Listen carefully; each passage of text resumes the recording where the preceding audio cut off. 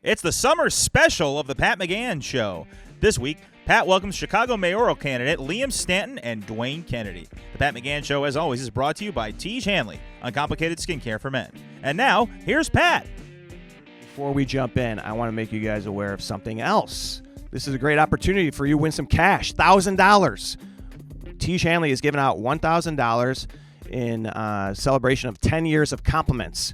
Just go to this link right here. I got a link right here. If you're listening, not watching, go to Tiege website, tiege.com, and find yourself a way to win $1,000. All right, let's get into this episode. Thanks for tuning in. Here we go.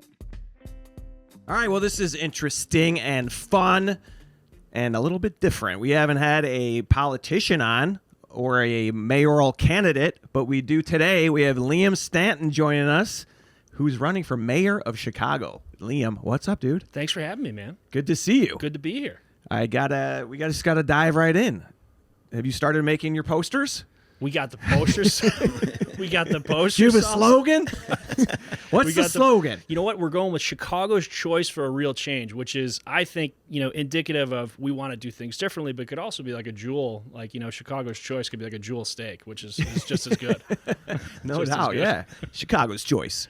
Well, that is it seems to be a pivotal time. People are ready, maybe, to look at some candidates, and it probably will be a big field. Yep. You're one of them. You announced early. Yep. Are you going out, canvassing? Like, what is the process? How do you get on the ballot? It's surprisingly not as official as you might think of kind of running for mayor. You kind of announce it. We announced it in February. We went to the Irish American Heritage Center, and we did a big announcement, and that was great. And, ever since then, we talk to people. We go all over the city. We make a lot of social media videos, which is great. We got to kind of use that to compete and get our name out there. But we meet with people all over the city. We work on building our coalition. We fundraise, all that. The kind of you have like a team. You have people with you. Yes. But this is you, dude. Yes. You're doing this. We're doing this. Can you knock on doors? Is that? You can knock on doors. Yeah, for sure. It's a little early. We got out of a last election cycle, but you knock on doors for sure. We do that. We show up at events. We have events. We're all over, man. Like you didn't have to sign anything, and isn't that crazy? You just say, "Hey, I'm running for mayor," and then people say, "Okay." Yeah, right. I mean, so 100%. That's the first part. The second part is you do have to get 12,500 signatures at a minimum to get onto the official ballot. Okay. So that starts in July. So we're going to be out everywhere. We're going to have teams of people getting signatures. I've got 2 signatures right here. I hope. We'll see how this goes. Are we allowed to sign ahead of time? No, you can't. We had someone knock. Do they carbon test the ink and the pen? They could. You signed in May. Disqualified. They could. We had someone knock on our door the other day, asked my wife for a signature for mayor, and she was like, well, my husband's running, and also you can't collect this signature until July 28th. And he was kind of like, all right, okay, and just kind of moved on. But yeah, it's kind of funny. And he answered, I got to be honest, I wasn't even really running for mayor. Exactly. Who knows? You should have come to the door, too, and said, I'll debate you right now in front of my wife. Right here on this porch. I'd be a little nerve-wracking. I don't know if I want to debate. I'll debate in front of anyone else, maybe not my wife. There's going to be some debates coming up, though, I would think, yeah, right? For sure. There'll be a lot of debates. So how does that work? You get up there and you just scream at everybody else. No, you get up there, there's going to be a lot of different types of people running and different experiences, and I'm glad it's a big field. It's indicative that like people want to see change in Chicago, and I think more people taking part of this part of the process is great. What changes do people want to see? I think, for me, it kind of comes down to 3 things, like 3 or 4 things. The first is that I get from a lot of people is, safety is a big issue across the city, wherever you are. Safety, they want to feel safe in their neighborhoods. They want good quality schools. They want all the things that we've kind of always traditionally wanted as Chicagoans. They want opportunity for jobs, and they want to make sure that it's affordable to live here. Increasingly, we've had this big advantage over New York and LA for so long. Oh, you can live in Chicago and it's affordable. That's kind of slipping away. So I think we got to focus on how do we keep Chicago a place where working people can actually afford to live here and have a great life. So what's the plan? Well, on affordability, there's a couple things we focus on. We got to build a lot more housing. So, rent and mortgage, that's a big part of people's paycheck right now. And it's because we have a housing shortage. We don't have enough housing, and I specifically focus on family housing. So, the starter home is kind of gone from this country. So I think we can replace that with row homes and townhomes, which is great. It's a little bit cheaper alternative to Like a standard. tenements? What'd you say? Like tenements? We're going to stay away from tenements. We're going to stay away from those. But, it's a good way to get more families to stay in the city and to put down roots here. All right. I'm working on your signature. I'm almost there. I mean, if I can sign and still vote for somebody else, right? That's right. That's right. Okay. Well, hey, We man. don't want you to do that, but you can, I'll sign if that's the Yeah, case, right. just to see you run. Perfect. You know what? We take it steps at a time. Yeah. Signature is the first piece. Okay. Yeah. Yeah. Just put your first name down. Who's this? Dwayne. Dwayne McGann. Why is this printed in crayon? Dwayne. Right. The process has got to be one part of it. The other part is ambition and a feeling that you could be the guy. You could be mayor. Like, have you really thought about, like, that would be an awesome responsibility and something that, would take over your life? Oh, totally. Yeah, I mean, I think you anyone who does this and does it well, you don't do it. Yeah, sure, my name's on the ballot, but there's lots and lots of people. So you have to build a huge movement. You have to have tons of support, because if you're going to do it like it's just going to be me, that's going to be impossible. But I think one thing that people are seeing, and we hear a lot, is people are tired of kind of the, for lack of a better word, the octogenarian candidate that's always been a career politician. They're ready for newer people and next generation. So that's where I step in and say, listen, we've got some different ideas. We've got a different approach. We're going to shout about them. We're going to try to build a coalition and see what happens. But, it's all part of the game. It is, and it seems like you mentioned the social stuff. I've seen some of your social videos, good stuff, and that's the game. You got to be looking for almost for like try and go viral, get a moment, which is not really where we want our politicians to be focused, right? How do you bring it back to like a little bit normal? And do you think people are also craving that? Yeah, I think social media is a means to the end. And right now it's like we could discuss about how we wish people read I think long. Dwayne wants to debate you. Let's debate this, but no. I think it's just we try to use it to get across policy ideas and things in a modern way. People are on their phones all day. They don't want to read a 10-page manual about how you're going to fix pensions or get us back on a better financial footing. But if you position it away with a good hook and a nice message and a couple good ideas, it can be really effective. What would you say you are politically? Are you a democratic socialist? I'm not a democratic socialist. So Okay. I try to not to be. I'm not a democratic socialist, but I really don't fit in a lot of buckets. And I think most people don't. We want to think, oh, everyone's a democratic socialist or they're MAGA. The vast majority of us are somewhere in between, and we pick out certain things. There's things that the DSA advocates for. I love universal childcare. I think that's absolutely we should push for. Absolutely. We in Chicago we did a great thing. We have universal pre-K. Universal childcare is something we can and should push for. It's a big reason why families can't afford to stay here. Yeah. It's incredible, but we got to figure out a way to pay for it. So the other side of me is saying, hey, we got to fix our finances. We got to figure out ways to get savings to fund some of those programs and to reopen mental health care clinics, to make sure we have quality schools. So it's kind of that, and I think Chicagoans are like that, man. We don't fit into neat little buckets. Yeah. Where does Chicago stand compared to other big cities with issues like this? And are we broken financially? Is there a way out? Do we look good compared to other big cities? Short answer would be no. Most big cities have financial challenges. Ours are pretty unique and pretty significant. It just came out. We have around. Is that because of daily? You No, sell everything, all of our assets. There's every mayor has their good and bad. That was certainly a bad decision, but Mayor Daley had a lot of positive impact on the city too. Yeah, the Bulls won 6 championships. That's right, baby. That's right. That's all that matters. It was worth the $40 billion. Miss you, Daley. I got you guys some sandwiches. So what? I sold the tollway. And I sold the parking meters. But we signed Rodman. It was a hell of a signing. But we're not in a great place financially, and we have a lot of debt. We have a lot of pension obligation that we don't have funded. We haven't done a good job managing the funds we have coming in for that. And you think most people are trying to tax their way out of that, or there's other ways to do it? Yeah, I think the natural thought is we're just going to tax our way out of it.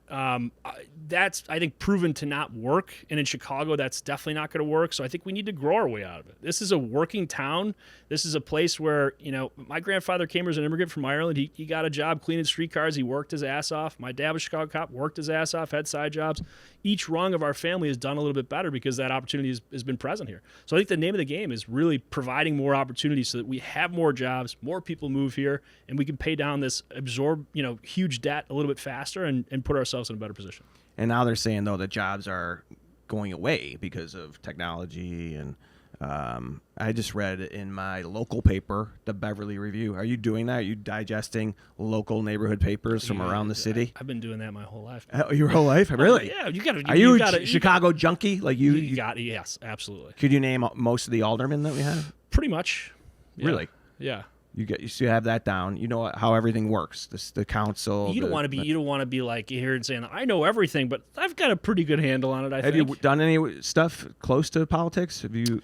I've worked on campaigns a little bit in the background. For the last couple of years, we've had a nonprofit called the Chicago Style Project, and we work with small businesses throughout the city to really help them stay in the city because it's something that you look at a small business now. The natural thing is, why is this business in Chicago? I'm going to move it out to Rockford. I'm going to move it to Nevada. So we try to find ways for them to stay in the city. Is that true, like across the board? Because I've also heard that there are still a lot of companies moving to Chicago. Oh, we want more of those, yeah. It depends on the business. But like there's a lot of, I would say, small and medium businesses. There's a lot of pressure on them, especially if you're making a product, which Chicago has been great. We're unbelievable at making everything products. Dope comes from Chicago. We learned that from Dilla. That's right. He's great, too.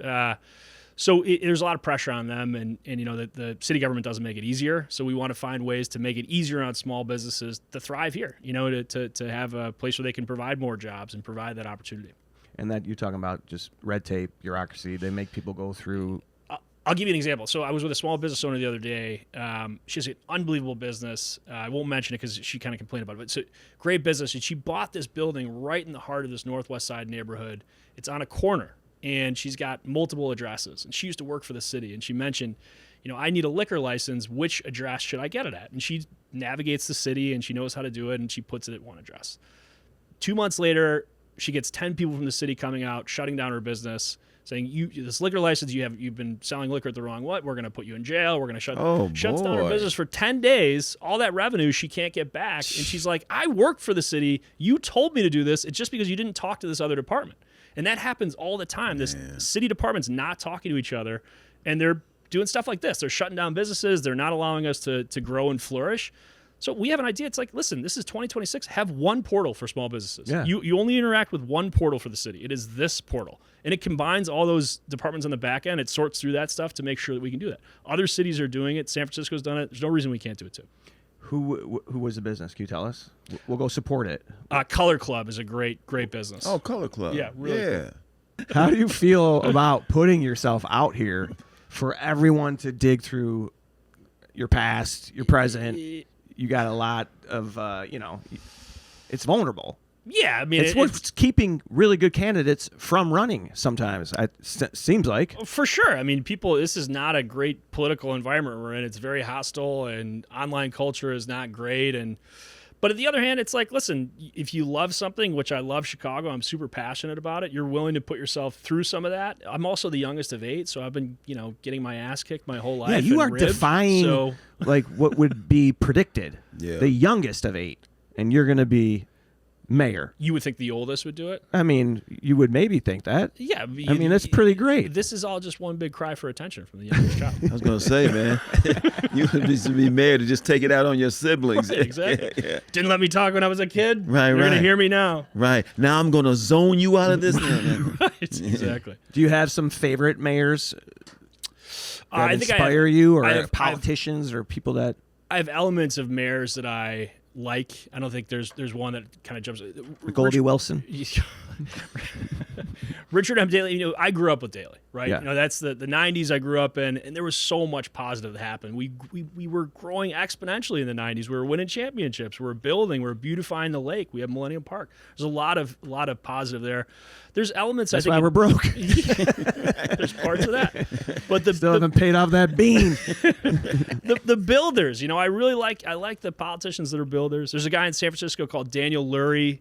Just like a normal dude. He has great ideas. He gets a lot of stuff done. There's elements of the guy in New York that I like, and Mom Donnie I like, that he does a great job telling people what he's doing and showing them this is what government's doing, which I think in this era, people are kind of like, I give you my tax dollars. I have no idea where they go. I have no idea if you're doing a good job. And he's kind of lifted the veil on that. So here's everything we're doing. And I think people really like that. Can you promise to get rid of, if you get elected, get rid of Friends of the Park?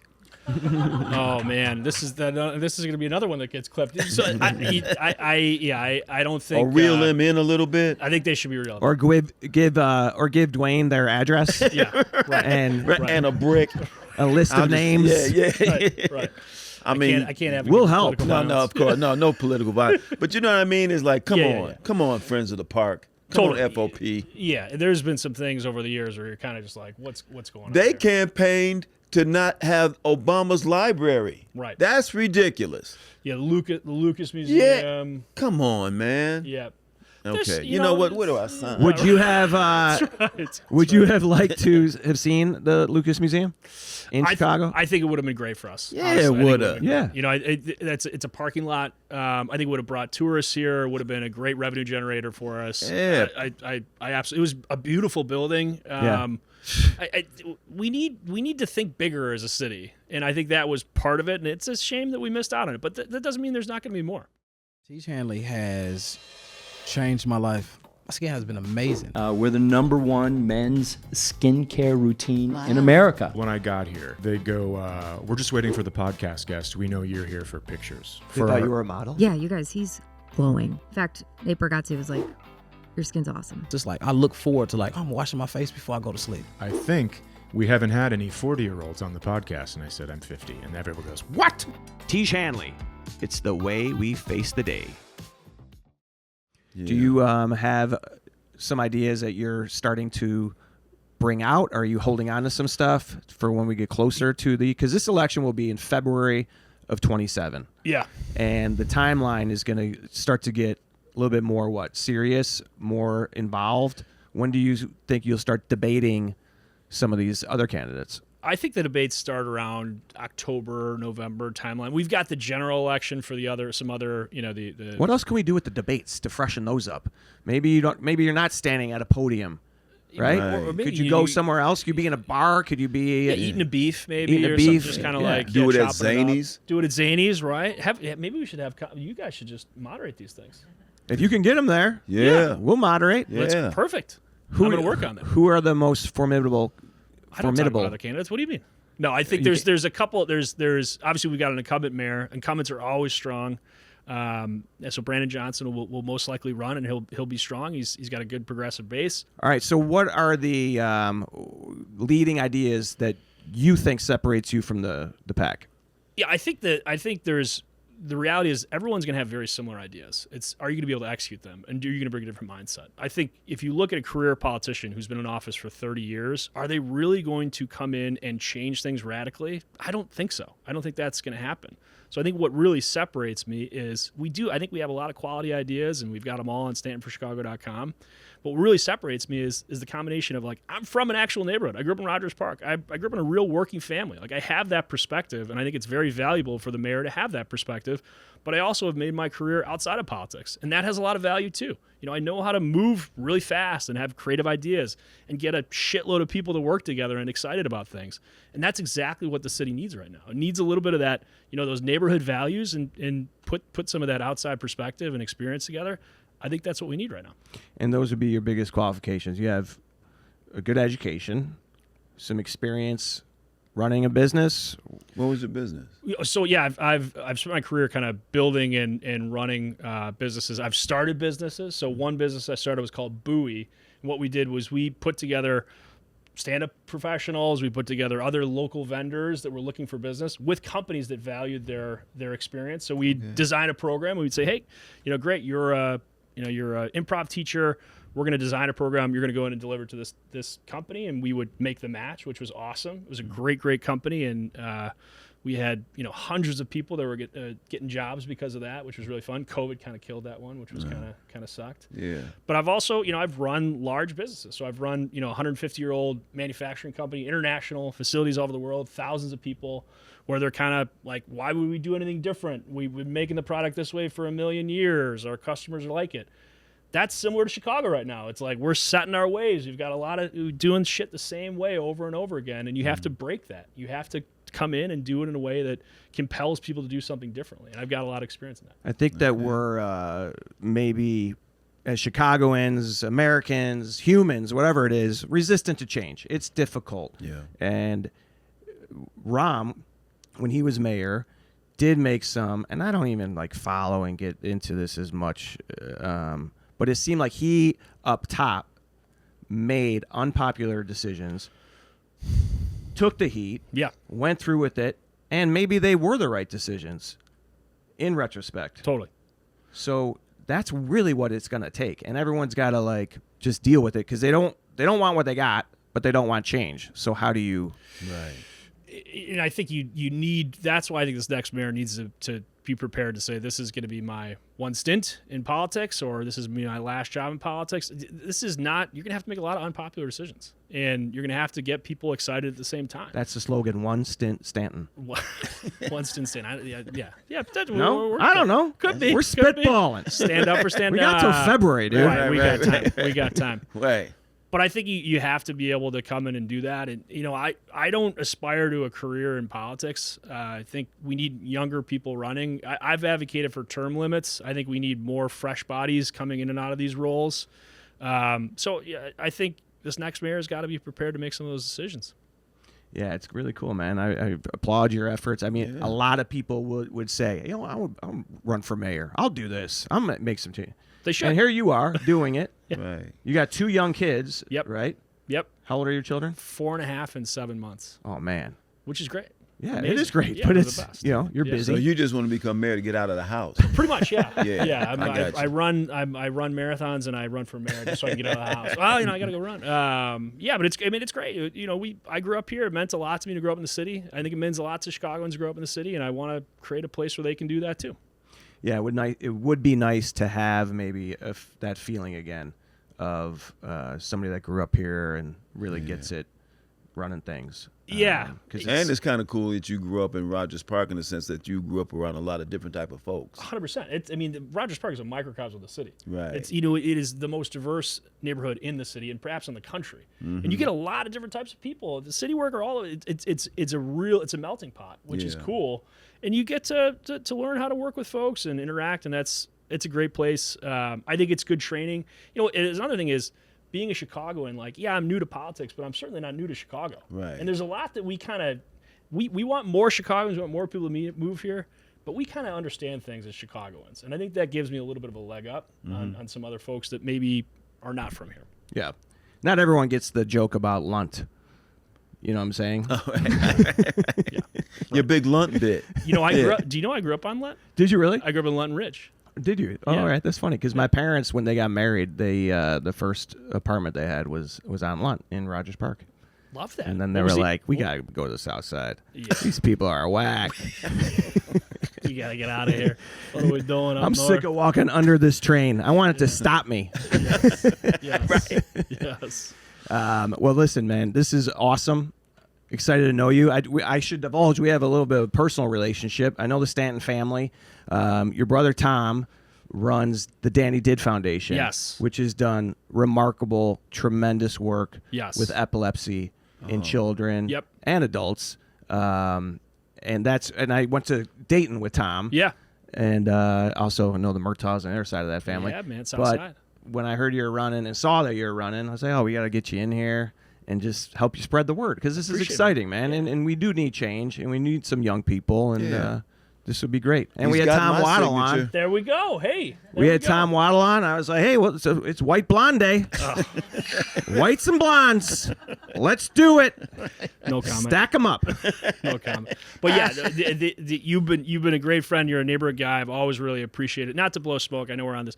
But I really appreciate about Chicago people that have had success, and they're like, yeah, still a neighborhood guy at your core. You've been great with Danny Did. You're great in the city, so I hope you continue to do that, man. We all got to carry the torch for Chicago. Dwayne also loves this city. Here's another guy that, Oh, yeah, man. probably and has moved out at different times. Mm-hmm. But there's something about this place that keeps us here, and we love it. And you want the best for it because this is what's happening. You see the talk about Chicago in one sphere of the world Right. or our reality, and then what is actually really happening. And this time of year, we're reminded more than ever how great our city is. It's the best. I was just running around yesterday. I was on North Avenue Beach with my son turned 13. Nice. So this is what we do when you turn 13. You get to go to a hotel and have some friends sleep over. Did it last year, my daughter. This year, my son. This year, we had to go and we did the downtown during the day, but the hotel we had to go to Rosemont because it was so expensive. So they're still out there right now. They're crashing Rosemont. I gotta go pick them up. Skydive place. Yeah, no, we went bowling and but anyway, I was supposed to have this this started when my parents started this tradition. When you turn 13, they brought my sisters like Holodome. You know, it was probably like now it's evolved into. But my party when I was turning 13, I had the invitations out, ready to go. Had to cancel it. Why? I got in trouble. What'd you do? I stole and your some boy? baseball cards. That sounds about right. Wow. That sounds about Wow. Pat Didn't I McGann. just You got say to you were clean a up good- this crime in the city. Just said he's a good neighborhood guy. isn't he? I had a digression Yeah. when I was 12. Right. And I had got caught right before my birthday, but I had given all this life of crime. I had given it up Right. for Lent, Right. and it still got caught because my buddy hid a bunch of unopened baseball cards in his sister's closet. She was away at college. She came home and she's like, went to her mom with all these unopened cards because he found out they were worth more if they're unopened. Right. So he didn't he left them all wrapped. So she comes out, are you giving these to Bobby? And his mom's like, no. I don't know why those are in your closet. It's a bad place to hide the And then- stash, man. She confronted Bobby, and Bobby was like, Pat did it too. Oh, wow. No Rat. party. Yeah. Right. So anyway, we're going to clean up the crime. Definitely. Yeah, that's priority one. Liam Stanton, everyone. Liam Stanton for mayor of Chicago. Thanks for having me, man. It's going to be great, man. This is really ramping up now. Yeah, let's do it. And it's going to become very real. I'm excited to see this. For sure. Good it's gonna luck. Be great. Thank you. Let's go. And don't forget, and we're going to set you up with some Tige, some skincare. Are you Love into you staying Skincare? moisturized during the campaign? you You have have to be to. moisturized. You have to be smooth. You're going to be Right. on camera a lot. Right. You don't wanna We're gonna dry set out. you up. I don't know if this goes against. Are you allowed to take a gift as a? We're going to sink your campaign right here.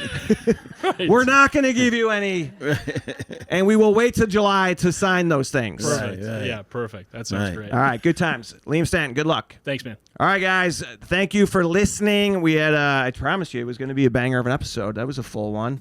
Yeah. So don't forget to leave us a review, check us out online, watch on YouTube. And we'd love to interact with you as always. And get yourself some skincare too, would you? Come on. Stay safe out there. All right, guys, have a good week. The Pat McGann Show is brought to you by the Pat McGann Show team. Producer Paula Thornton. Showrunner Tom Bambera. Audio engineer Tommy Grant. Video production Eddie Perez. Video and audio editor Madeline Curlis. Organic content manager George Moster. Recorded at Tige Hanley Studios in Chicago, Illinois.